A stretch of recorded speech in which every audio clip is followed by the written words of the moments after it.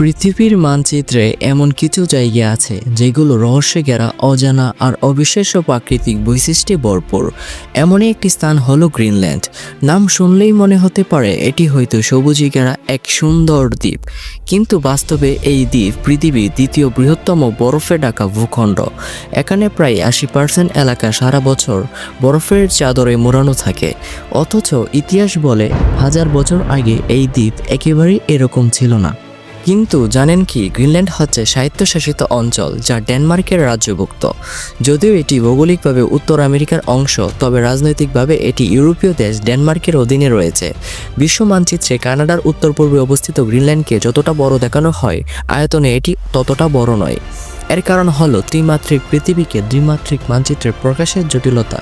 পৃথিবী একটি গোলাকার বস্তু। যখন পৃথিবীকে দ্বিমাত্রিক মানচিত্রে প্রকাশ করা হয়, তখন পৃথিবীর আকৃতি বিকৃত হয়ে যায়। বিশেষ করে মার্সেল প্রজেকশন ব্যবহারের ফলে মেরু অঞ্চলের আকার অনেক বড় দেখা যায়, যার ফলে মানচিত্রে গ্রিনল্যান্ডকে অস্ট্রেলিয়ার কয়েক গুণ বড় মনে হলেও আসলে এর আয়তন অস্ট্রেলিয়ার 4 ভাগের 1 ভাগ মাত্র।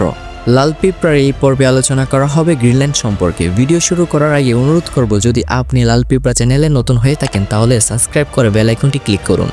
বিশ্বের সবচেয়ে বৃহত্তম দ্বীপ গ্রিনল্যান্ডের আয়তন 21 লাখ বর্গ কিলোমিটার, যা কিনা বিশ্বের 12তম বৃহত্তম দেশ হতে পারত যদি গ্রিনল্যান্ড একটি স্বতন্ত্র দেশ হতো।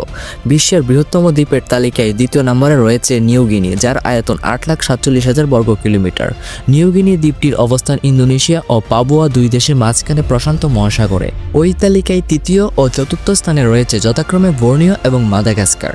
বর্নিওর আয়তন 7,24,000 বর্গ কিলোমিটার, আর চতুর্থ স্থানে থাকা মাদাগাস্কার আয়তন 5,82,000 বর্গ কিলোমিটার। তবে আগেই জানানো হয়েছে, মানচিত্রে গ্রিনল্যান্ডকে বাস্তবের চেয়ে অনেক গুণ বড় দেখানো হয়। বাস্তবে গ্রিনল্যান্ড দ্বীপ ততটাও বড় নয়। মানচিত্রে গ্রিনল্যান্ডের আয়তন সঠিকভাবে প্রদর্শিত না হলেও গ্রিনল্যান্ডের প্রকৃত রং ঠিকই প্রতিফলিত হয়, যা দ্বীপটির প্রকৃত বৈশিষ্ট্যকে সুন্দরভাবে তুলে ধরে।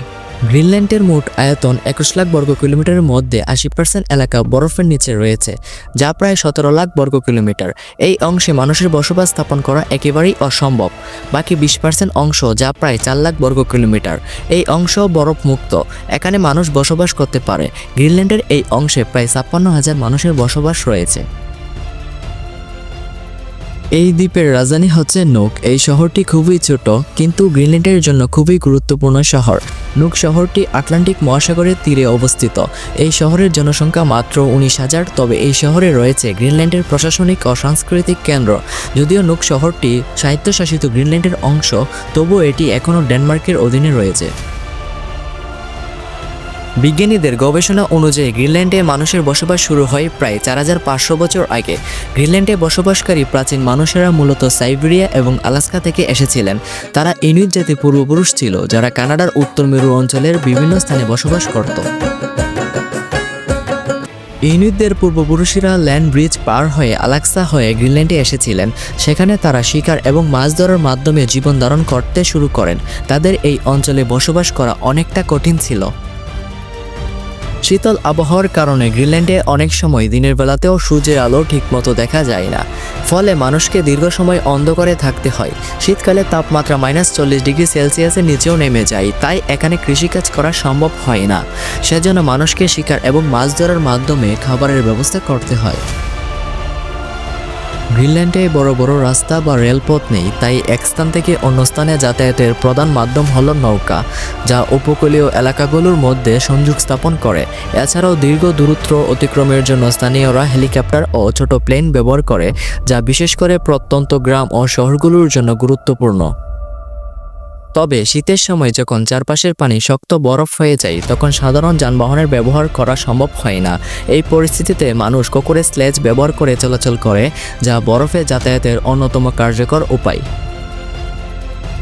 তীব্র ঠান্ডা ও প্রতিকূল পরিবেশের মধ্যেও গ্রিনল্যান্ডের জনগণ এই বিশেষ যানবাহন ব্যবহার করে তাদের দৈনন্দিন জীবন পরিচালনা করছে। তবে এখন আধুনিক শহরগুলোর মধ্যে সংযোগ স্থাপনের জন্য বিমানবন্দর ও নৌবন্দর তৈরি করা হয়েছে, যা মানুষের চলাচল ও পণ্য পরিবহন সহজ করেছে।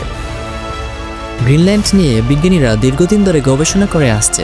বিজ্ঞানীদের গবেষণা অনুযায়ী প্রতি বছর গ্রিনল্যান্ড থেকে গড়ে 274 গিগাটন বরফ গলে যায়। এই পরিমাণ এত বেশি যে যদি বরফ এই হারে গলতে থাকে, তাহলে সমুদ্রপৃষ্ঠের উচ্চতা বেড়ে যাবে, ফলে অনেক উপকূলীয় শহর পানির নিচে তলিয়ে যেতে পারে।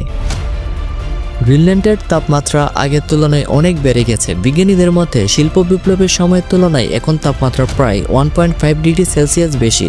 এর ফলে বরফ গলার হার দ্রুততর হচ্ছে এবং জলবায়ু পরিবর্তনের গতি আরও বেড়ে যাচ্ছে।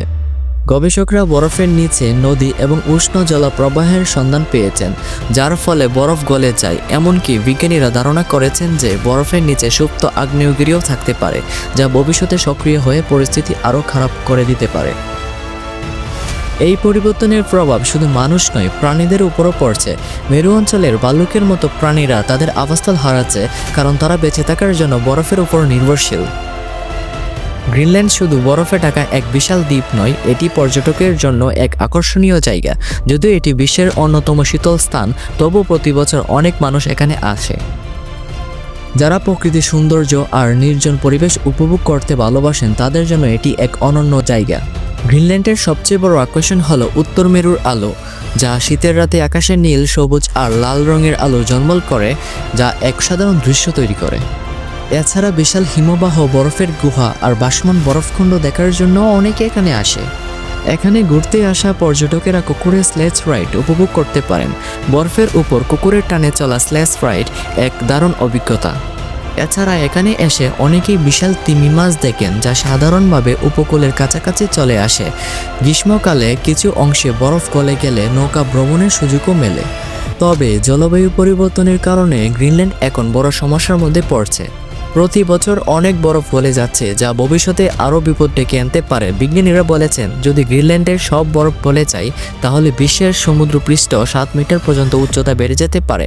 এতে করে উপকূলের অনেক শহর পানির নিচে তলিয়ে যাবে। গ্রিনল্যান্ড সত্যিই এক রহস্যময় জায়গা। একদিকে এটি পৃথিবীর অন্যতম শীতলতম স্থান, অন্যদিকে জলবায়ু পরিবর্তনের ফলে দ্রুত রূপ বদলাচ্ছে। তাহলে আপনার কি মনে হয়, গ্রিনল্যান্ড ভবিষ্যতে সম্পূর্ণ বরফমুক্ত হয়ে যাবে, নাকি এটি তার শীতলতা ধরে রাখতে পারবে? আপনাদের মতামত আমাদের সঙ্গে কমেন্টে শেয়ার করুন। আর যদি ভিডিওটি ভালো লেগে থাকে তাহলে লাইক, শেয়ার করতে ভুলবেন না। এরকম আরও রহস্যময় ও তথ্যবহুল ভিডিও পেতে আমাদের চ্যানেলটি সাবস্ক্রাইব করুন। দেখা হচ্ছে পরবর্তী ভিডিওতে।